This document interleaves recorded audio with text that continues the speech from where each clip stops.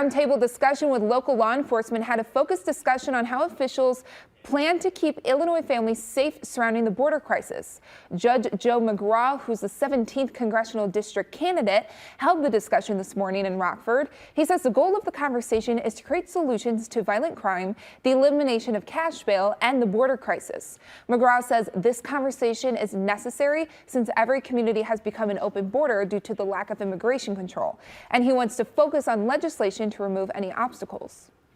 If you don't understand how these state and federal laws impede communication and impede law enforcement, then you're not ready to make the change that's necessary. To remove those obstacles, get some common sense legislation that allows law enforcement to do the job they've sworn to do.